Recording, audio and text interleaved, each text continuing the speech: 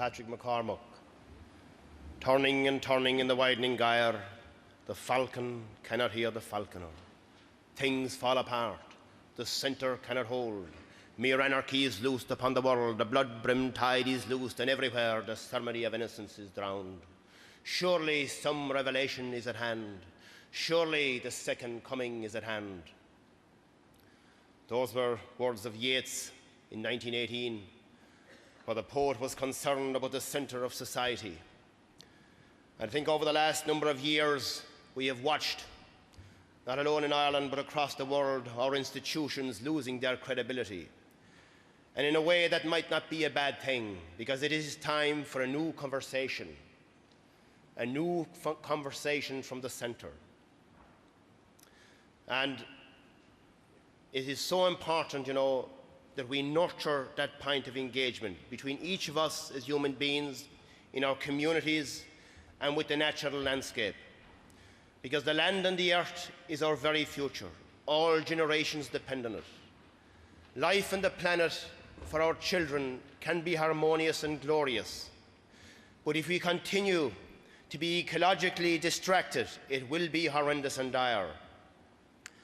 There was a story told one time about Fionn McCool and the Fenians, Fionn McCool and the band of warriors that travelled across Ireland. And once upon a time, they sat down at a campfire, and a conversation arose as to what was the most beautiful sound. And as each warrior gave his opinion, the first warrior said he felt the most beautiful sound was the song of the skylark. The next warrior said it was the song of the blackbird. The next warrior said it was the sound of the ocean. Someone else said it was the bellow of the stag in the autumn. And when it came to Fionn McCool, he thought for a while. And he said, the most beautiful sound, he said, is the music of what happens. And the music of what happens in Ireland, our long story on the island, our relationship with the mountains and the rivers, that long story, the ancestral song, the path woven by our ancestors, that is still the deepest certainty. That is still the solid foundation. And to go through life without knowing that is fatal. Mary Oliver, the wonderful North American poet, wrote a wonderful poem called The Wild Geese. And here she shows the generosity of the artists. Down through the years, the musicians, the painters, the artists has given us the staff of life. And here the poet invites us to the pulse of nature. And she said, first line, you do not have to be good. Anyone born and grew up in the 50s and 60s, that line alone, there's a certain freedom about it. She said, you do not have to be good. You do not have to walk on your knees for 100 miles to the desert repenting. You only have to let the soft animal of your body loves what it loves.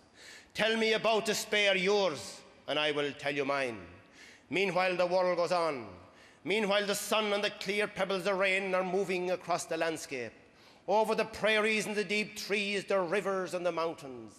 Meanwhile, high in the clear blue air, the wild geese are heading home again. Whoever you are, no matter how lonely, the world offers itself to your imagination, calls to you like the wild geese, harsh and exciting, over and over, announcing your place in the family of things. Whoever you are, no matter how lonely, the world offers itself to your imagination, calls to you like the wild geese, harsh and exciting, over and over, announcing your place in the family of things. Thank you.